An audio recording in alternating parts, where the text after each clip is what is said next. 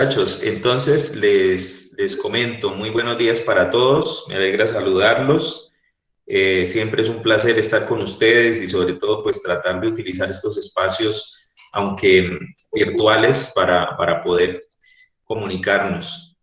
Bueno, el tema que hoy nos convoca es el siguiente. La semana pasada hubo un debate a nivel nacional a raíz de el taller que una maestra de la ciudad de Cali le puso a sus estudiantes sobre el tema de los falsos positivos. La maestra Sandra Jimena Cárdenas de Cali. Y digamos que el meollo del asunto es que el taller hacía alusión al tema de los falsos positivos y específicamente mencionaba en alguna de las preguntas que hacían los estudiantes, les indagaba en relación con si ellos consideraban que había alguna relación entre el tema de los falsos positivos y el expresidente Álvaro Uribe Vélez, y bueno, algunas otras preguntas alrededor de ese tema. Esta situación generó la indignación del Partido Centro Democrático, que a través de su representante legal hizo llegar a la Secretaría de Educación de Cali una queja en muy fuertes términos, digamos, hacia la maestra, incluso solicitando la suspensión de esta profesora y una investigación. Todos sabemos que cuando un funcionario público es investigado y es removido de su cargo, pues prácticamente lo que viene posteriormente es la destitución. O sea, básicamente lo que se estaba pidiendo era la destitución de la maestra. Esta situación pues generó un debate a nivel nacional sobre este tema en realidad sobre el tema de la libertad de cátedra, ¿sí? Hasta dónde es posible que los maestros aborden estos temas en clase y de qué forma lo estamos haciendo, pero en general, al menos hasta donde yo tengo entendido, digamos, la opinión generalizada fue de apoyo a la maestra. Probablemente, digamos, la sociedad colombiana entendió primero pues que la maestra no estaba haciendo pues nada diferente a lo que hacemos habitualmente los profesores, y es promover precisamente la discusión y la enseñanza de estos temas álgidos de la historia reciente de nuestro país, y sobre todo porque había un cierto tinte ahí como de persecución, que pues digamos que no se entiende muy bien en una sociedad democrática, ¿no? En la que se supone que hay libertad de expresión, libertad de pensamiento, de conciencia y sobre todo libertad de cátedra. Entonces, bueno, este es como el panorama general que yo les quería presentar.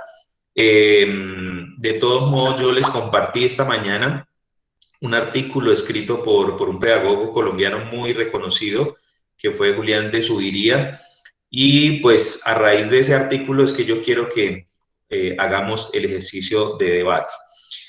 Ustedes saben cómo funciona esto. En la parte inferior derecha de esta aplicación hay una manita.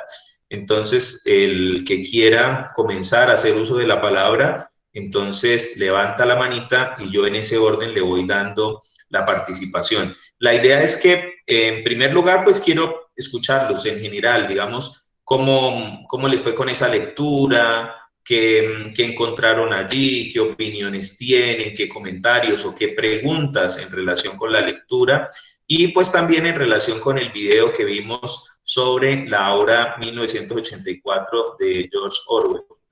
Entonces, si ya alguien quiere intervenir, entonces le pido que por favor ahí levanten la mano y yo les voy dando el uso de la palabra de acuerdo al orden en que ustedes quieran hablar.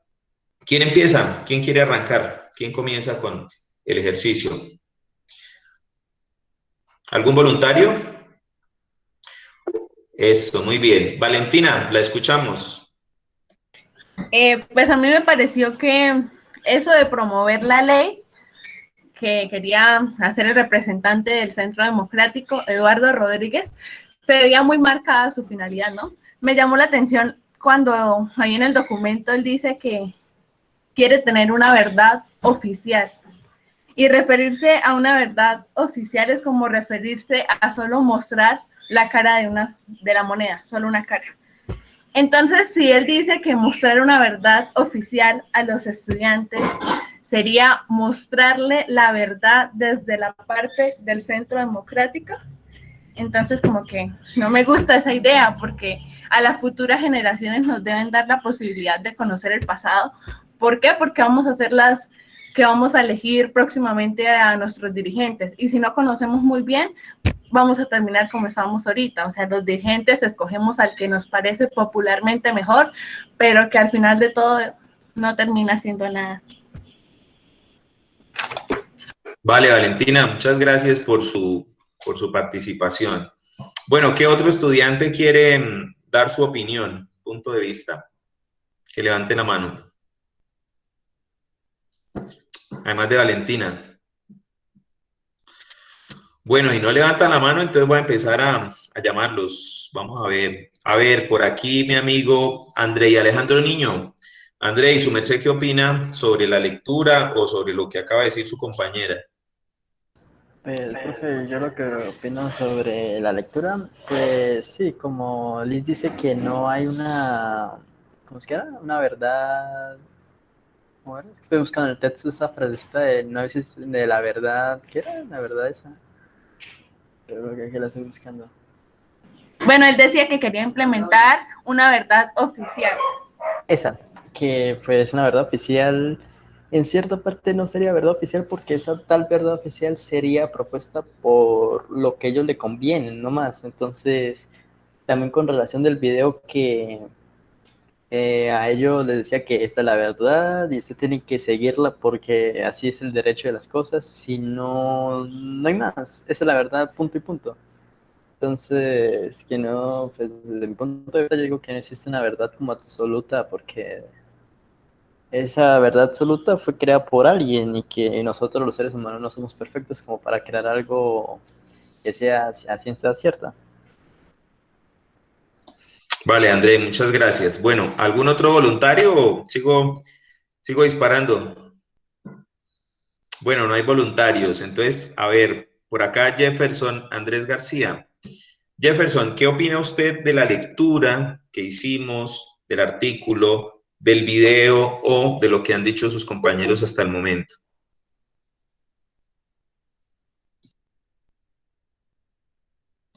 ¿Sí nos escucha, Jefferson?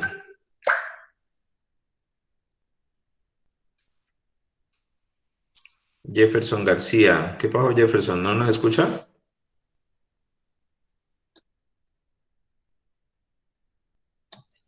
Bueno, sigamos aquí dando la palabra. Entonces, a ver, ¿qué opina Karen Verdugo? Karen.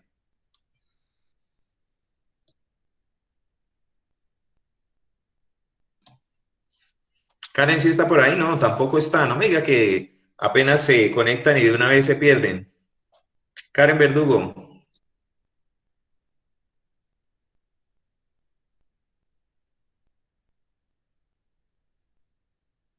Bueno, por ahí Michael ya levantó la mano. A ver, Michael, lo escuchamos. Bueno, profe, pues más que un comentario, no es como algo que usted me gustaría que me aclarara, profe. Es que, bueno, ahí en el texto dice que prácticamente aquí en Colombia querían tomar el modelo de qué, como de ley, ¿no? Que hablaba sobre que a los profesores tenían que como prácticamente prohibírsele que hablaran de temáticas de política y todo eso, profe. Prácticamente que no tenían que politizar. Vale, esa es la pregunta, ¿sí? Sí, señor, profe, pues es que no lo entendí así como muy bien. Bueno, voy a explicarle, digamos, o a comentar el asunto desde mi perspectiva y desde cómo yo la entiendo, ¿no? Lo que dice Julián de Subiría allí, y yo en eso estoy de acuerdo con él, es que aunque la crítica del Centro Democrático es que debería estar prohibido hablar de temas de política, digamos, en el colegio, o como ellos dicen, politizar a los estudiantes, pues realmente es un contrasentido, incluso desde el mismo mandato de la Ley General de Educación, ¿sí? En primer lugar, porque, bueno, ustedes están aquí en una asignatura que se llama Ciencias Económicas y Políticas, ¿no? O sea, de entrada, pues, ¿cómo no vamos a hablar de política en una materia que se llama política, ¿sí? Entonces, pero creo que la crítica es distinta, o sea, la crítica es Desde el punto de vista del Centro Democrático, como yo lo entiendo, perciben que los maestros estamos abordando estos temas desde una sola perspectiva, ¿sí? Lo cual, pues a mí me parece que no es el caso de la maestra de Cali. O sea, la maestra de Cali plantea un tema, les plantea unas preguntas. Si quieren, ahorita les voy a compartir al grupo el taller de la maestra, que pues circuló ampliamente a nivel nacional. Y si uno mira las preguntas de la maestra, no implica necesariamente que ella esté, digamos, como sesgada en un solo punto de vista, ¿no?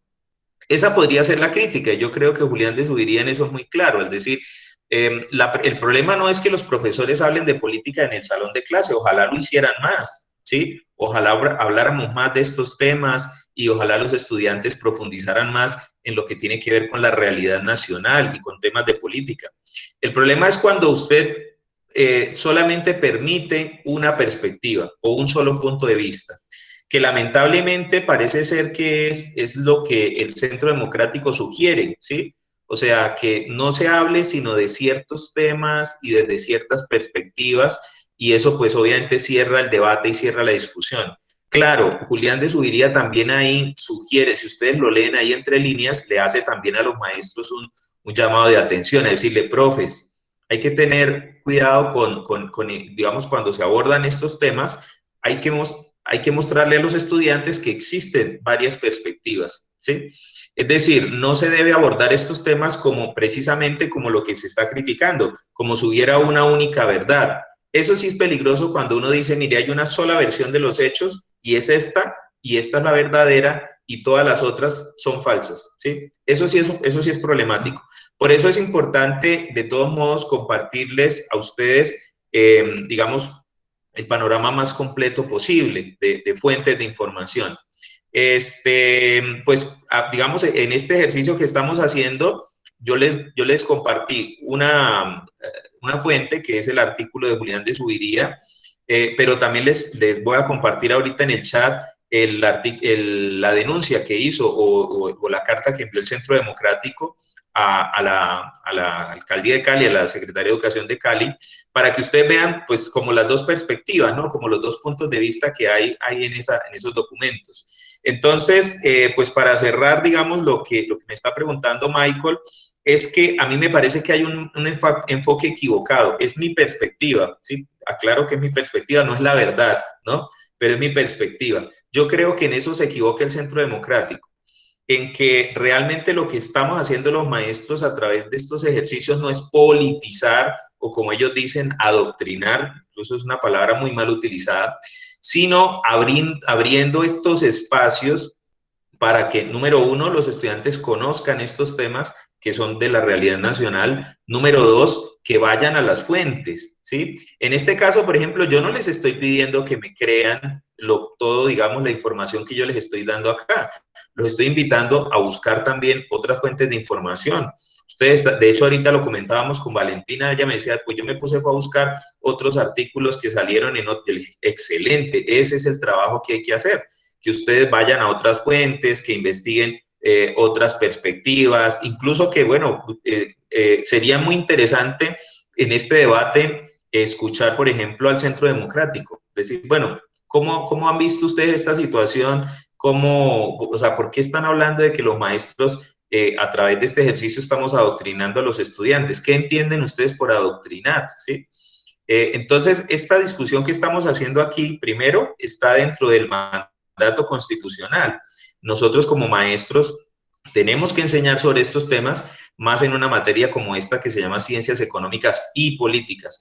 El problema no es ese, el problema es, primero, que no se desconozca que existen varias perspectivas, que no hay una verdad absoluta.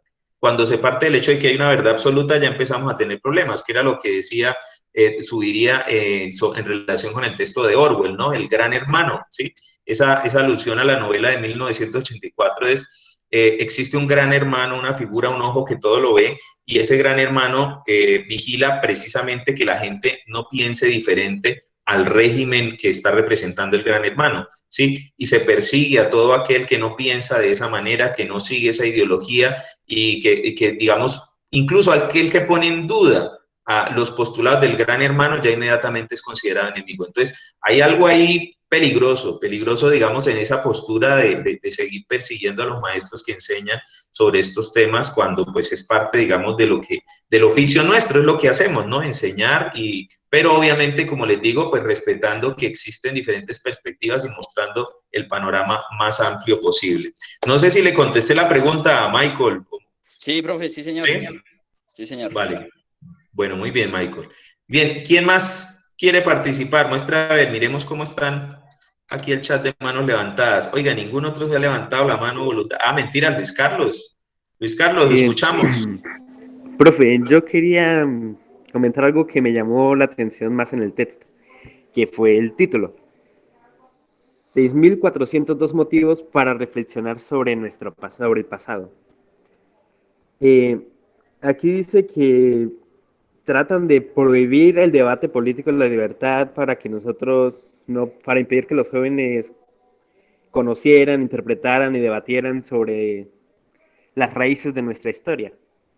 Y entonces eso también se puede ver en esto del Gran Hermano en el libro, porque cuando el protagonista trata de preguntar a un anciano sobre lo que había pasado en tiempos antiguos, este no le decía nada, entonces al desconocer nuestro pasado no podemos saber si estamos cometiendo los mismos errores, solo que disfrazados de otra manera. Por ejemplo, algo sería la Guerra Fría moderna, que es prácticamente ver quién controla más parte del mercado, por ejemplo, como lo vemos entre China y Estados Unidos.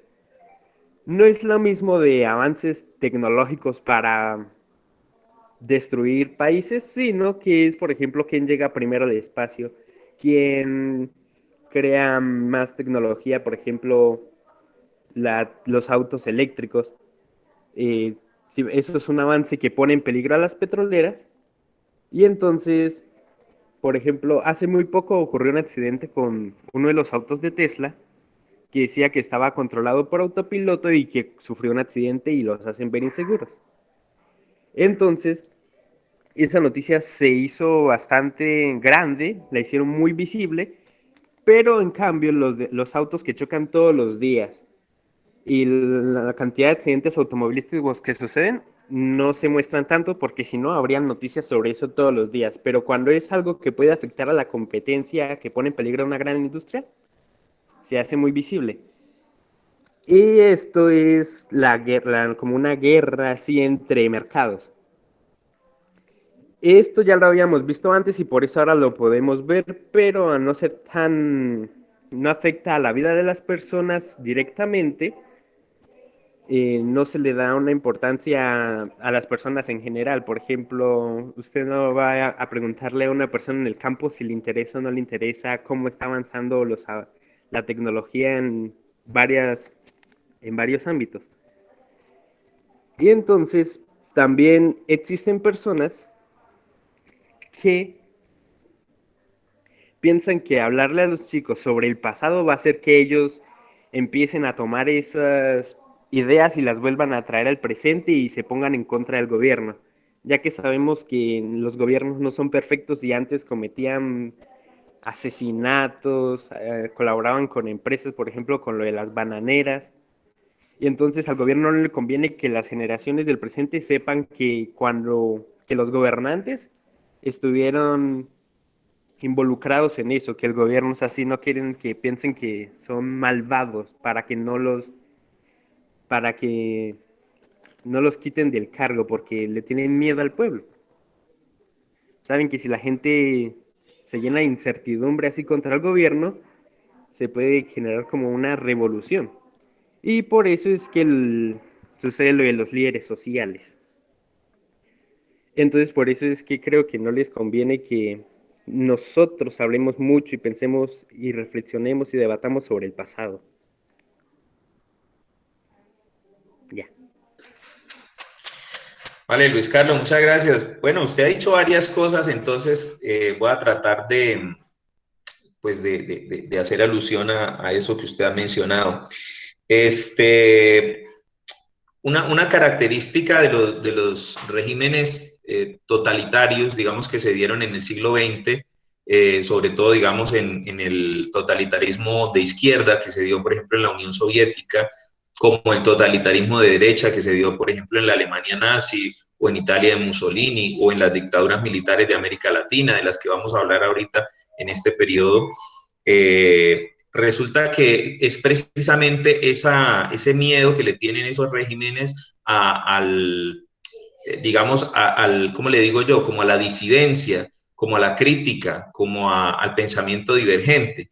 Entonces empiezan a perseguir y a señalar a todas estas personas que critican, que no están de acuerdo con el gobierno, que incluso protestan. Entonces, hay una cosa que hay que recordarle a la gente: el hecho de que uno tenga derecho a hablar y a expresar incluso descontento con el gobierno, no lo hace un enemigo del Estado. Eso tiene que tenerlo claro, por una razón muy elemental, porque el Estado precisamente es un Estado de derecho, ¿sí?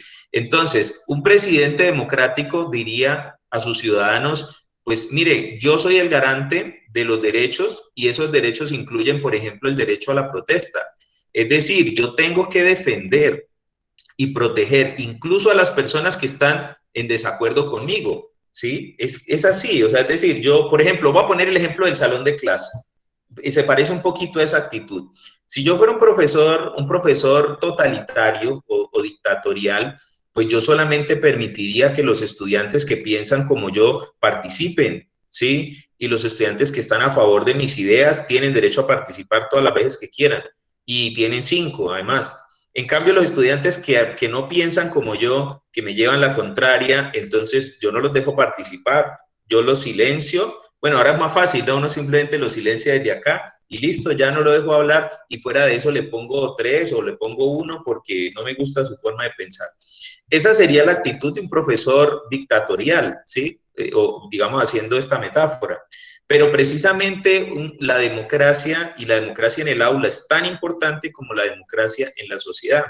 Consiste en que los estudiantes puedan expresar su punto de vista, su pensamiento, y independientemente, digamos, de si el profesor está de acuerdo o no con lo que están diciendo.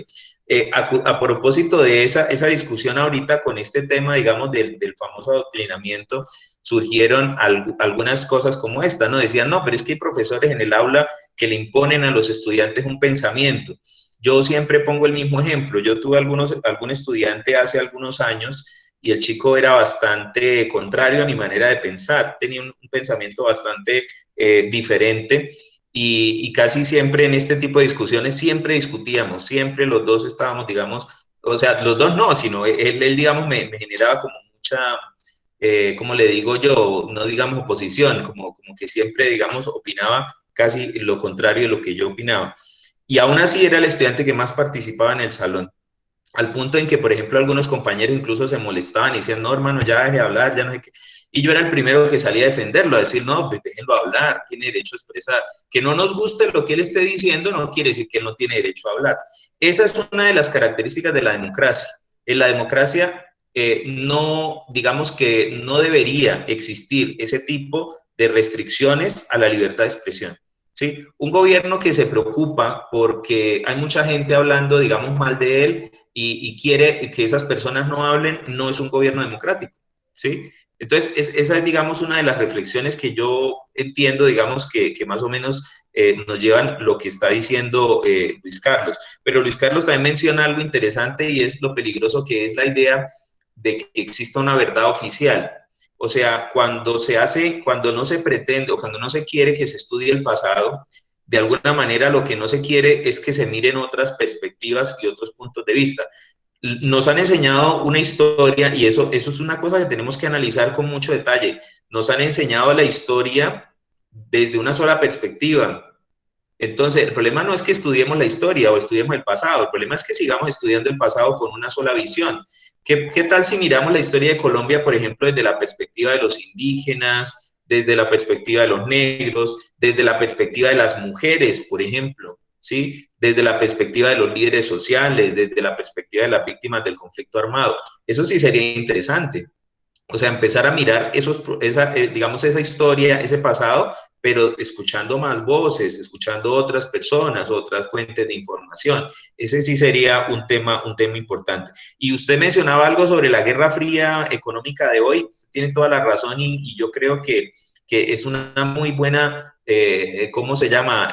Relación que usted hace con esos temas. O sea, la Guerra Fría del siglo XX, que fue entre Estados Unidos y la Unión Soviética, era más por geopolítica, pero la de ahora, a pesar de que tiene más tintes económicos, digamos que la diferencia es que ya no es el comunismo contra el capitalismo, sino bloques capitalistas, de hecho, como el de China y como el de Rusia, contra, digamos, el de Estados Unidos, pero en esencia la Guerra Fría sigue vigente. Usted tiene toda la razón y el ejemplo que usted pone a nivel, digamos, de la industria es perfecto, es exacto.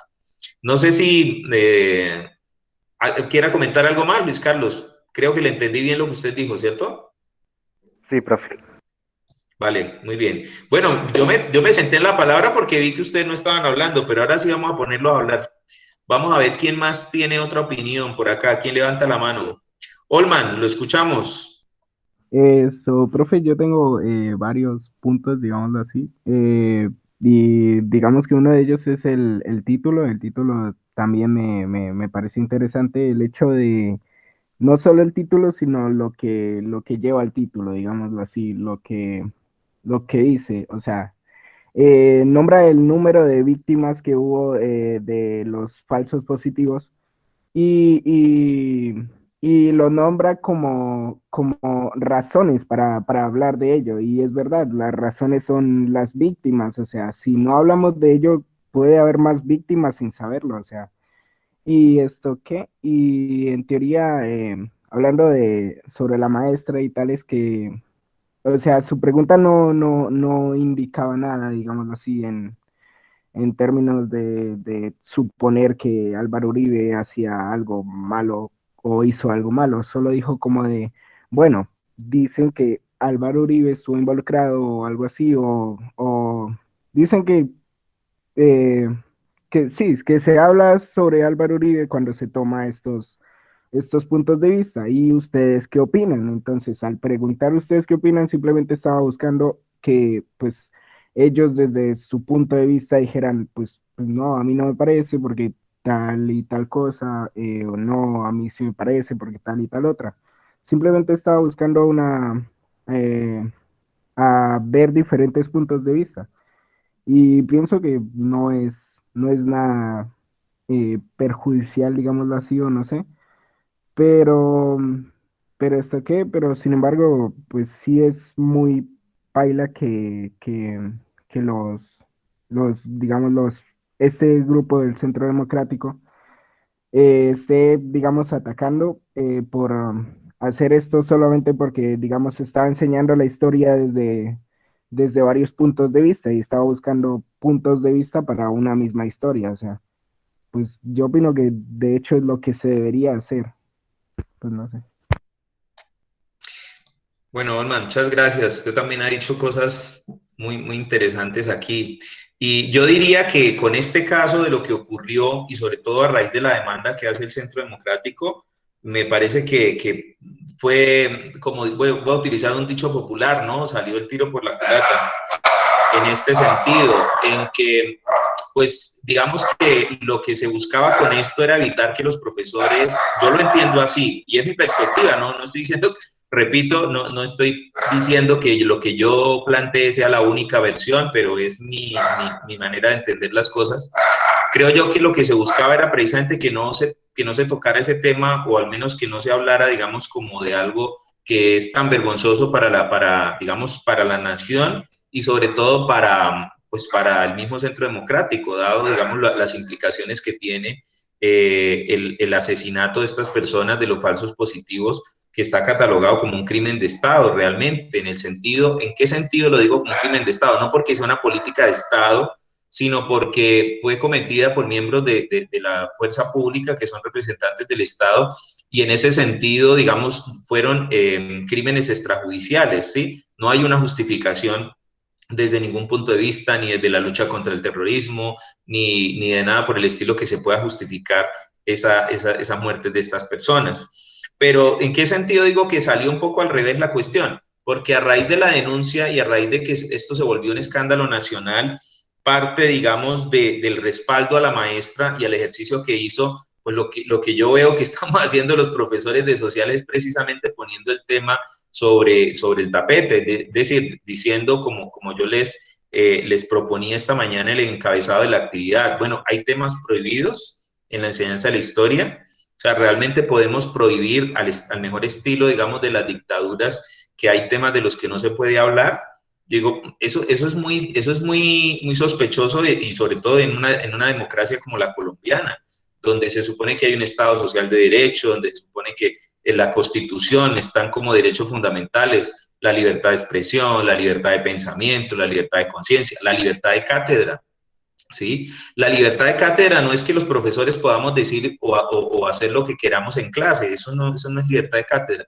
Les cuento por qué existe la libertad de cátedra, por una razón muy elemental, mire, precisamente porque en la época de las dictaduras, sobre todo, digamos, en países como España y en Estados Unidos en los años 60, resulta que a los profesores, sobre todo a los profesores universitarios, que tenían posturas de izquierda, por decirlo de alguna forma, empezaron a perseguirlos e incluso los expulsaron de las universidades, ¿sí? Les quitaron los contratos por razones políticas, ¿sí? Por decir, bueno, es que usted está afiliado, por ejemplo, al Partido Comunista, o usted pertenece, digamos, a tal organización sindical o a tal organización socialista, entonces, por esas razones, pierde la cátedra, es decir, pierde el derecho a enseñar. Entonces, una forma de proteger precisamente la libertad de pensamiento y digamos, la libertad de política de los profesores es lo que se llama, digamos, la libertad de cátedra, que por razones de conciencia un profesor no pueda ser expulsado digamos, de su trabajo. Eso no quiere decir, vuelvo y repito, que yo tenga derecho a decir lo que quiera o hacer lo que quiera en el aula a nombre de la libertad de cátedra. Claramente, digamos, yo no puedo violar la ley, por ejemplo. Y aquí viene una cosa interesante, y es que es muy interesante precisamente a raíz de esta discusión, y es decir, bueno, la libertad de cátedra del profesor implica que yo puedo a ustedes imponerles un pensamiento y que el estudiante que no esté de acuerdo conmigo, entonces yo lo puedo sacar de clase o impedirle hablar. Eso no se puede hacer, porque entonces reñiría con otro derecho fundamental que ustedes tienen, y es la libertad de conciencia, es la libertad de expresión, ¿sí? Entonces ahí ya eso es como el dicho de aquel de que mi libertad o mi derecho llega hasta donde llega el del otro, ¿sí? La libertad de cátedra implica, por ejemplo, que estos temas puedan ser abordados por los profesores de diferentes maneras, buscando estrategias distintas. Por ejemplo, hoy, digamos, yo les planteé el ejercicio de esta manera. Vamos a leer un artículo, vamos a ver un corto video sobre la película, sobre el libro de Orwell, y vamos a hacer esta discusión. Otro maestro pudiera haberlo hecho de otra forma. De eso se trata la libertad de cátedra. Pero también hay que respetar, obviamente, lo que les digo, la libertad de expresión de los estudiantes, el derecho que cada uno de ustedes tiene a tener sus propias opiniones, a expresarlas, aunque no sean las mías. Precisamente de eso se trata la democracia, de escuchar diversidad de opiniones, y sobre todo, que me parece a mí que es lo más valioso del llamado que hace Julián de Zuviría en el texto que ustedes leyeron, y es: busquemos diferentes fuentes, no nos quedemos con una sola fuente de información, busquemos varias fuentes de información, y sobre todo procuremos que las fuentes que vamos a buscar sean fuentes creíbles, ¿no? Fuentes válidas de información. Bueno, ¿qué más? Vamos a ver quién otro tiene por aquí alguna otra opinión. Entonces, Olman, muchas gracias. Ustedes son los que lo hacen hablar a uno, ¿no? Entonces eso está muy bien. Valentina Franco, Valentina, la escuchamos nuevamente. Pues, profe, yo quería añadir algo de lo que usted dijo respecto a como los temas que no se pueden hablar. Cuando usted dijo eso, se me vino a la mente lo que dice en el libro George Orwell, sobre unas frases como que dice, abro comillas, la guerra es la paz, cierro, la libertad es la esclavitud, la ignorancia es la fuerza. Y pues eso me recuerda como cuando hubo lo del mundo nazi, porque cuando dicen que la guerra es la paz, es como tratar de dar una estabilidad al mundo, pero donde van a estar los poderosos en la cima y pues los ciudadanos en la miseria. Y la libertad es la esclavitud. Bueno, ahí en el video que usted nos envió, cuando dice que la libertad es la esclavitud, como que quiere decir es que las personas cuando no conocen la verdadera libertad, porque en esa época creían que ser libre era como pensar lo mismo que el gran hermano, Entonces ellos se creían libres, pero al no conocer la libertad, ellos se vuelven unos esclavos como del Estado.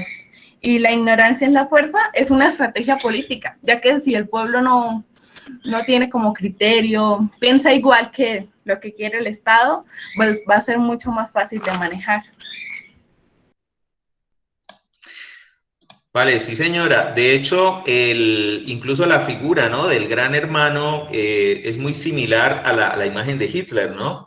Le recordamos de la Alemania nazi, ¿no? Pero lo más interesante del libro, digamos, de 1984, es que uno se da cuenta, al principio parece que estamos hablando de la Alemania nazi, ¿no? O de Rusia de Stalin, digamos, sí, de regímenes totalitarios.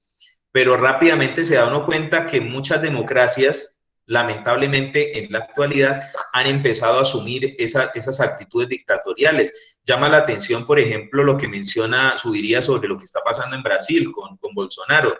En Brasil sí impusieron una ley estilo Mordaza, o sea, parecida a la que quería proponer acá el senador del Centro Democrático, es decir, que los maestros, fíjese una cosa como uno dice, eso es de una dictadura. O sea, de decir, los maestros, digamos, que hablen, es que ni siquiera era que plantearan un solo punto de vista o que hablen de estos temas, podían ser sancionados. O sea, si yo estuviera en Brasil, por ejemplo, si yo fuera un profesor brasilero, probablemente incluso podría ser sancionado por esta clase que estoy dando. Es una cosa, uno dice, venga, pero esto es de una dictadura, esto no puede ser de una sociedad democrática. Y está sucediendo cada vez, digamos, con más fuerza esa idea, ¿no?, de que no podemos hablar de estos temas, de que, o sea, y es el eufemismo de las palabras. ¿Saben lo que es el eufemismo? No, cambiarle el nombre a las palabras para que signifiquen otra cosa. Entonces, en este caso yo no estaría dando una clase sobre este tema, sino estaría adoctrinando, ¿sí? Yo no estaría planteando una discusión, sino es lavándoles el cerebro a ustedes. O sea, es cómo cambian el lenguaje para hacer creer, digamos, crear una imagen, incluso una imagen peligrosa, porque lamentablemente en un país como Colombia, en el que la violencia todavía, digamos, golpea fuertemente a nuestra sociedad, muchos maestros en lugares del país donde todavía está activo el conflicto armado, son víctimas de la persecución, incluso de asesinato por parte de diferentes grupos al margen de la ley. Entonces, es delicado, es serio esa situación. Uno esperaría que de parte del Estado, precisamente lo que haya es un respaldo al trabajo que estamos haciendo los docentes cuando llevamos estos temas al aula de clase. Y lo hacemos no porque es que ahí es donde se equivoca el senador del Centro Democrático. No lo hacemos porque queramos que los estudiantes cojan odio hacia las instituciones. Creo que lo mencionaba ahorita, no sé si era Olman o era Luis Carlos. Es que no, o sea, mi propósito en este momento no es que ustedes le tengan odio al Estado, por ejemplo.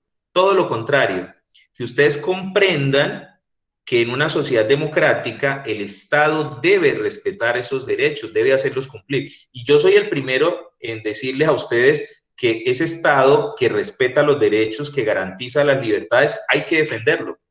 Claro, hay que defender una sociedad democrática en donde la gente tiene derecho a hablar, en donde la gente tiene derecho a expresarse, en donde la gente tiene derecho a protestar pacíficamente y el Estado garantiza esos derechos. Yo digo, claro, es mucho mejor esa sociedad que por ejemplo, la Alemania nazi, pero desde luego, o incluso gobiernos más dictatoriales, modernos, por ejemplo, como el de Venezuela o incluso Cuba, o gobiernos como el de Brasil, por ejemplo, con Bolsonaro.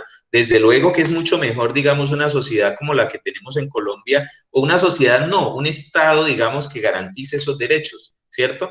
Entonces es al revés de lo que piensa el senador del Centro Democrático. A mí me parece que cuando damos estos debates en clase, precisamente lo que hacemos es que el estudiante comprenda que esos derechos son derechos constitucionales, que lo que nosotros estamos haciendo acá precisamente lo que hace es enaltecer nuestra Constitución, decir, mire, es una realidad que en las aulas se practica la libertad de expresión, se practica la libertad de pensamiento, se practica la libertad de cátedra, y el Estado colombiano que defiende esos derechos, pues debemos defenderlo también, debemos preservarlo y que continúe siendo un Estado que garantice esos derechos. Fíjense que es al revés de lo que el senador está pensando, ¿no? ¿No les parece o qué opinan ustedes? Vale, Olman ya levantó la manita, dijo que sí. Bueno, vamos a escuchar otras voces que no han hablado. Voy a mirar por aquí quiénes y voy tomando nota de que otros estudiantes. A ver, por acá. Bueno, María Paula Silva, ¿nos puede escuchar, María Paula? ¿Sí nos escucha, María Paula? Bueno, María Paula no nos está escuchando por ahí, parece. Bueno, es que quiero que participen otros compañeros, ¿no? Los que han hablado lo han hecho muy bien, pero también quiero escuchar otras voces. Por ejemplo, Lady Agudelo. Lady, ¿usted qué opina de esto que estamos diciendo?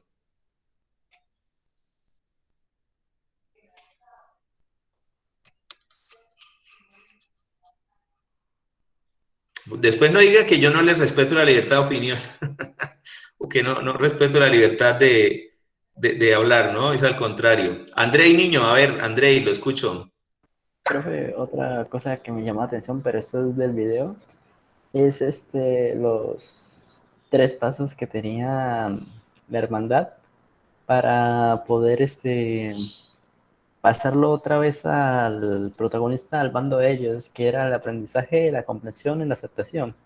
Entonces, pues uno creyendo que, porque el personaje principal, él pensaba que lo de la hermandad y eso era malo y pues él tenía su propio, ¿cómo se dice? Su propio forma de pensar y que nadie lo iba a cambiar. Entonces, y también otra cosa que me llamó la atención era que porque pues uno diría, pues bueno, los poderosos podían matarlo y ya se acabó fin de la historia, el tipo ya no va a hablar más, ya se murió. Pero ellos querían primero hacerlo cambiar de parecer y luego lo mataban. Pues ellos, yo para mi punto de vista, yo creo que ellos primero hacían todo eso para como demostrar que nosotros tenemos el poder y la capacidad de cambiar a alguien que no piensa igual que nosotros, que piensa en contra de nosotros, nosotros tenemos el poder de alinearlos a nuestros ideales. Entonces por eso lo desgastaron tanto físicamente como mentalmente y luego después de haberlo desgastado lo pusieron como una posición más cómoda como para que, por decirlo, como para jugar con su cerebro, como para jugar con su cerebro de que bueno, me están dando mejor beneficio después de dar cosas, entonces de pronto son buenos. Entonces después el tipo ya estaba como que cayendo, pero después de que se levantó, recordó sus ideales de que él antes pensaba, entonces por eso al final lo llevaron donde las ratas, que hasta ahí ya fue como que el límite que ya lo hizo alinearse a los ideales del gran hermano. Entonces yo pienso que ellos lo que querían era como decirle a las demás personas que piensan diferente que ellos pueden hacer todo lo posible para hacer los que nosotros pensemos como ellos quieren. Vale, sí, señor. Muy buen punto, Andrei. Ese tipo de reeducación, digamos, es lo que se conoce como el adoctrinamiento, ¿sí? Eso es adoctrinar a una persona o a una sociedad, es decir, obligar a todo el mundo a que piense de una sola forma, pensamiento único, pero aquellos que se han salido del redil, digamos, aquellas ovejas negras, antes de considerárseles enemigos, se les da una oportunidad, ¿sí? Se les da la oportunidad de reeducarse. Hay 2 ejemplos que se me vienen a la mente en este momento, entre muchos otros que seguramente hay. Uno fue la Inquisición, ¿no? La Inquisición de alguna manera fue eso, para aquellos herejes, es decir, personas que se separaban de la doctrina cristiana de la época, la Inquisición, ¿cierto? El Santo Oficio, digamos, les aplicaba incluso en algunos casos torturas físicas para que la persona se reeducara otra vez, ¿no? Volviera otra vez, digamos, a la verdad, digamos, oficial que en ese momento tenía la iglesia. Pero incluso era una cosa curiosa, porque, por ejemplo, sucedía con las brujas, a las personas que eran acusadas de brujería, primero, pues ellas obviamente lo negaban, y entonces se les aplicaba una serie de tratos, incluso torturas, hasta que confesara la verdad, ¿no? Y entonces cuando confesaban la verdad que era una bruja, pues entonces de todos modos, digamos, la condenaban a la hoguera. Pero en algunos casos incluso era una invitación a mentir, ¿no? Para salvarse de la hoguera. Y otro ejemplo que recuerdo bastante y también es reciente de una sociedad también de ese estilo totalitaria fue en la China en la época de Mao Zedong, en lo que se conoció como la revolución cultural, por ejemplo, se hacían juicios populares en los que digamos, se les obligaba a ciertas personas a confesar públicamente, digamos, sus desviaciones ideológicas y ellos a través de esas, digamos, como esos juicios populares, las personas confesaban haber cometido crímenes, incluso que no eran ciertos. ¿Todo por qué? Porque, digamos, el Estado lo volviera a aceptar y la sociedad lo volviera a reconocer como parte de los suyos. Ese tipo de adoctrinamiento, pues obviamente es típico de sociedades dictatoriales, ¿sí? Donde a mí me tienen que obligar, digamos, a confesar unos principios que yo no comparto, que van en contra de mis ideales, de mi libertad de conciencia, pues eso no puede ser democrático. Eso es un síntoma claro de una sociedad autocrática, de una sociedad dictatorial. Entonces, eso que acaba de decir Andrei en relación con el libro de Orwell, es algo que lamentablemente a veces uno escucha mucho, ¿no? Y uno ve, digamos, en la sociedad como, sobre todo en redes sociales es donde más se ve eso, ¿no? Como ¿cómo se llama ¿cómo decirlo? La acusación pública, ¿no? O sea, todo el tiempo, digamos, la gente está juzgando y todos nosotros de alguna forma nos sentimos juzgados en las redes sociales. Me llamó mucho la atención, yo no sé si ustedes vieron una noticia, si la han seguido, una maestra de una universidad de Barranquilla, la semana pasada, creo que fue hace como 2 semanas, fue también motivo de, digamos, de escándalo, no sé si nacional, pero al menos local, porque la maestra fue expulsada de la universidad porque en sus redes sociales compartía fotografías, digamos, un poco sensuales, digámoslo así. Y entonces esa universidad consideró que eso no era adecuado de una maestra que enseñaba en ese claustro universitario. Y entonces venía también la discusión sobre ese tema, ¿no? Decir hasta qué punto las redes sociales se han convertido como en la nueva Inquisición, ¿sí? Entonces, por un lado es la invitación a que compartamos nuestra vida privada ya, o sea, que entreguemos toda nuestra vida privada en redes sociales, que mostremos incluso cosas de nuestra intimidad. ¿Para qué? Para que después nos caigan encima y nos juzguen y nos digan, digamos, la doble moral de las redes sociales, ¿no? Nos piden que mostremos nuestra vida íntima y cuando lo hacemos, entonces nos van a juzgar por mostrar. Entonces, una cosa de esta época, ¿no? Yo diría que las redes sociales en buena medida son como la nueva Inquisición, ¿sí? Esa nueva Inquisición que se está imponiendo. Bueno, a ver, ¿quién más quiere hablar? ¿Quién más se anima por aquí? Valentina nuevamente. Vale, Valentina, ¿te escuchamos? Profe, otra frase, o sea, digo que es como la que más me impactó en el video de George Orwell sobre nosotros somos los muertos, que ya casi al final del video cuando el protagonista Winston está en la cama con con la muchacha, es que no me acuerdo el nombre, y ella, y ve a una abuelita y él dice, nosotros somos los muertos, y eso me recuerda mucho al libro de la ladrona de libros, que está citado en la Alemania nazi, ¿no? Cómo esa melancolía de una Alemania tan cruel la tiene que vivir una niña. Entonces eso de nosotros somos los muertos me refleja como la melancolía del protagonista que ya al ver que, o sea, luchó contra los ideales del gran hermano, pero no pudo y él se hace creer el muerto porque no piensa igual que la sociedad. Muy bien, Valentina, sí señora. Y eso que usted acaba de decir me recuerda algo que también tenía que comentarles. Y hay una competencia importante que necesitamos desarrollar también, es la competencia intertextual. Es decir, esa capacidad de traer a colación otros textos. Yo por eso les quise compartir esta mañana cuando ustedes hicieron la lectura de Subiría, el video en el que se habla del libro de Orwell. ¿Por qué? Porque Subiría lo menciona en el texto que él escribe. Entonces yo con eso quería, pues por un lado, ampliar un poquito la información para que ustedes también, cuando uno lee, digamos, un texto como estos, un artículo de opinión, y uno como lector no tiene ese universo conceptual que el texto exige, se pierde. Por ejemplo, si ustedes no hubieran tenido, digamos, esa referencia, así fuera superficial, porque realmente en un video de 12 minutos ustedes no pueden hacerse una idea muy completa de ese libro. La invitación es a que busquemos el libro, así sea en línea, y lo leamos completo, pero por lo menos ya tienen una idea de qué se trata y de cuál es el mensaje.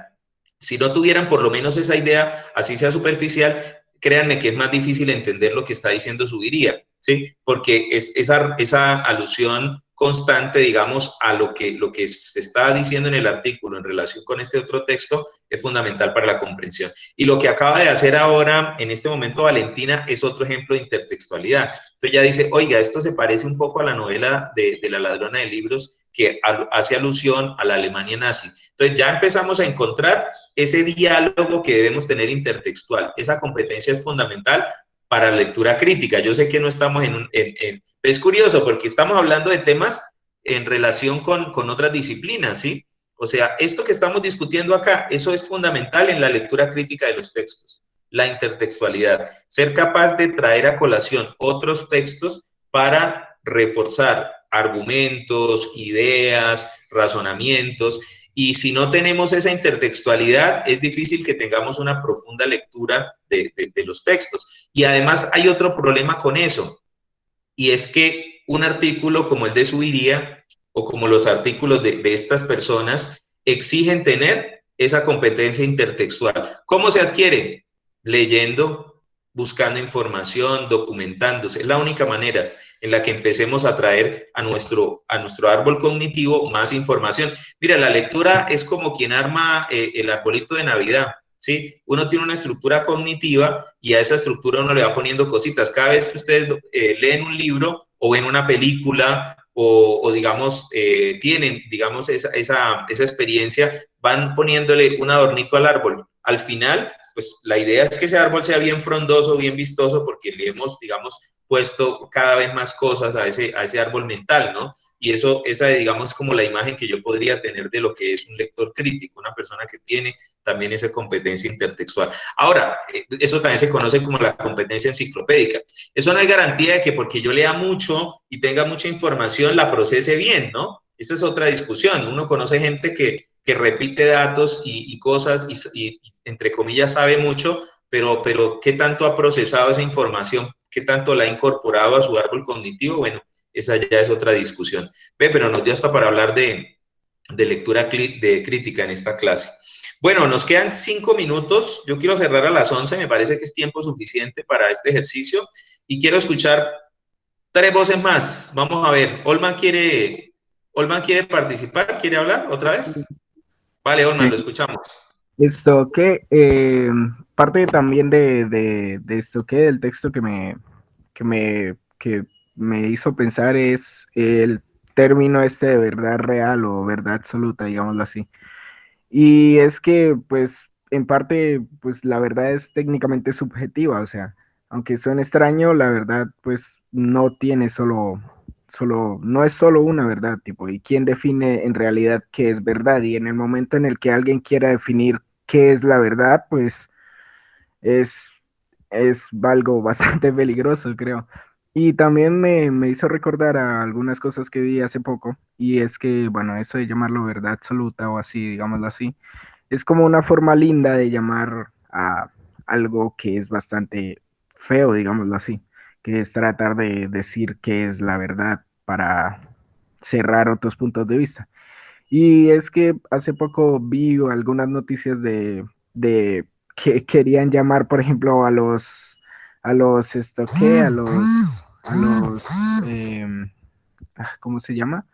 A, a las grandes matanzas, no me acuerdo ahorita cómo es el término, querían llamar, Asesinatos colectivos en vez de querían llamar, masacres. querían llamarlas asesinatos colectivos, o sea, y es como de, ¿por qué quieren hacer ver algo que en realidad vivimos los colombianos en general? Porque pues todo el mundo sabe que vivimos en un país bastante violento y así, y ¿por qué quieren hacer ver pues cosas tan feas que pasan cada día como taparlas, digamos, para que no den tanta importancia, o sea, y como ver en las noticias cada día que es como de, no sé, decir como de, Buenos días. Hoy hubo un asesinato colectivo de 20.000 personas y pasando a otras noticias, Colombia es el país más feliz del mundo según tales registros y es como de, pero ¿por qué dan las noticias tan frías? O sea,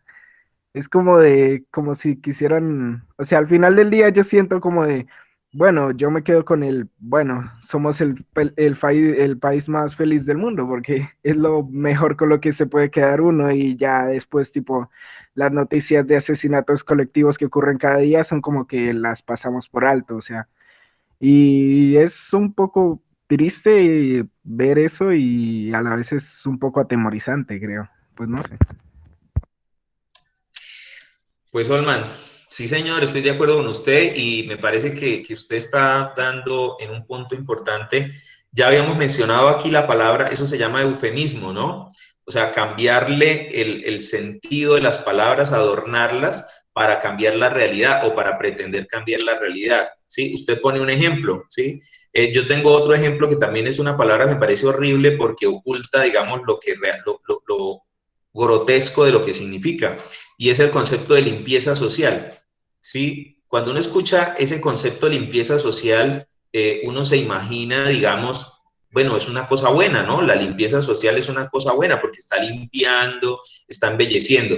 ¿Qué es la limpieza social? Es que grupos delincuenciales, algunos incluso lamentablemente asociados con algunos miembros, digamos, de órganos del Estado, salían en las noches o salen todavía en las noches en algunas de las principales ciudades del país a asesinar, por ejemplo, indigentes, prostitutas, transexuales, en las principales ciudades del país, ¿no? ¿Y por qué se llama limpieza social? O sea, esto es lo más aberrante, ¿no? Y es decir, cómo nos deshacemos de esos indeseables, cómo nos deshacemos del indigente, cómo nos deshacemos de la prostituta, cómo nos deshacemos del transexual, que se ve feo, ¿no? O sea, que no cuadra como en la decoración de la ciudad. Y uno dice, venga, pero estamos hablando de seres humanos. O sea, en realidad es cómo le cambian las palabras para embellecerla algo que es grotesco. Es el asesinato de seres humanos que algunos grupos sociales consideran desechables, ¿sí? Entonces, eso que usted está diciendo es importante porque eso es parte, digamos, de lo que nosotros tenemos que también ayudar como a develar un poco. Decir, venga, ¿qué hay detrás de esas palabras? ¿Qué hay detrás de ese juego de palabras? Asesinato colectivo, falso positivo. La misma idea de falso positivo es un eufemismo que oculta asesinatos extrajudiciales que fueron cometidos contra personas inocentes. O sea, estas personas son inocentes, o sea, murieron porque fueron puestos allí en una escena como para hacerlos pasar por guerrilleros, ¿sí? Entonces, todo esto es parte, digamos, de ese ejercicio que precisamente les estoy proponiendo que hagamos y es, hagamos lectura crítica no solamente de un texto, hagamos lectura crítica de la realidad social, ¿sí? Hagamos lectura crítica de los noticieros, lectura crítica de lo que vemos. Mire, actualmente ustedes tienen, cada uno de ustedes en este momento está conectado a un dispositivo, o sea, un celular o un computador, y con ello está conectado con el mundo. O sea, el problema en este momento no es falta de información, es exceso de información. Entonces, el problema es cómo nosotros nos hacemos también lectores críticos, ciudadanos críticos, y ayudamos un poco, digamos, como a ir descubriendo en este ejercicio de buscar información cuáles son las fuentes confiables, contrastar información, de tal manera, digamos, que nos hagamos un mapa un poquito más completo. Yo diría, pues usted dice que el concepto de verdad es subjetivo, yo diría que más que subjetivo es intersubjetivo, ¿sí? O sea, la realidad es algo que se construye intersubjetivamente, es una construcción social. No quiere decir que no exista, digamos, un concepto de verdad cercano a la objetividad. Pues esa es una discusión filosófica y epistemológica que sería muy interesante tener, pero ya yo creo que ya tocar dejarla para la próxima. Bueno, como les dije, pues son las 11 de la mañana, ya llevamos una hora discutiendo. Me parece a mí que el tema ha estado, digamos, muy interesante. Pues es es mi percepción, espero que sea la misma de ustedes. Quiero escuchar ahora sí rápidamente a 3 personas que evalúen esta sesión, que cuenten cómo se sintieron, cómo les pareció y y qué creen, y si les parece que este tipo de ejercicios de verdad nos aporta a nosotros como, a ustedes como estudiantes y en general como ciudadanos. Entonces, ¿quién quiere empezar? Ya para despedirnos, como dicen por ahí. Bueno, Andrei primero. Hágale, Andrei, lo escuchamos. Luego Olman y un tercero. Bueno, Andrei, hágale usted, empiece. Pues a mí esta, ¿cómo se dice? Reunión me pareció interesante porque miramos un, ¿cómo se dice? Un tema y cada uno dio como su punto de vista o lo que le parecía el tema. Entonces así entre todos como que vamos ahí mostrando nuestras diferencias y lo que pensamos y así pues nos vamos entendiendo más. Vale, Andrei, muchas gracias. Escuchamos a Olman. A mí me pareció interesante y me pareció que pues es bastante chévere saber nuevos puntos de vista y también saber nuevos datos, digamos, que tienen otras personas y que pues se pueden comprobar, digamos, al final de, de- del día, digámoslo así, se pueden comprobar, se pueden ir a mirar y si pasan y tales. Y es interesante saber pues cómo piensan las demás personas y así. Es bastante chévere, creo. Vale, Olman, muchas gracias. Y escuchemos a Valentina, la representación femenina del grupo. A ver, Valentina, ¿cómo evaluó usted la sesión? Pues me pareció súper interesante, la verdad. ¿Por qué? Porque muchas veces en las clases se vuelven muy monótonas, donde solo el docente habla y como que, o sea, es cansón estar ahí frente a una pantalla horas solo escuchando una propuesta, ¿no? En cambio, si todos nuestros compañeros participan, aunque no se ve mucha la participación, es lástima porque casi siempre son los mismos de uno, dos o tres que participan, pero es emocionante ver cómo un problema social se puede situar en diferentes ocasiones, ¿no? Es decir, o sea, no todos pensamos igual, pero a la vez estamos atacando el mismo problema social. Bueno, Valentina, muchas gracias a usted, a los compañeros que participaron. Efectivamente, pues los que hacen la clase interesante realmente son ustedes, ¿no? Con la participación, a mayor participación, pues tenemos, digamos, primero, pues construimos, como lo decía ahorita Olman, digamos, un concepto más completo. Entre todos, digamos, vamos construyendo la clase y vamos también construyendo el conocimiento. De mi parte, pues agradecerles a los poquitos que participaron, pero lo hicieron con mucha altura. Yo lo que veo es que la participación que ustedes tuvieron hoy tiene, digamos, un texto que ustedes leyeron, que analizaron muy bien, un video que vieron, buscaron información adicional, es decir, ustedes no llegaron a esta clase a hablar de cualquier cosa y a decir lo primero que se les ocurrió, sino de verdad la participación que tuvieron fue una participación con conocimiento de causa, con preparación, entonces yo también los felicito, la verdad, por ese ejercicio. Y a los demás compañeros que fueron actores pasivos hoy, que estuvieron probablemente escuchando, ojalá hubiera sido por lo menos escuchando, entonces los invito también a que se integren un poco más a estas clases y que pues participen más. Bueno, entonces de mi parte, pues les doy las gracias y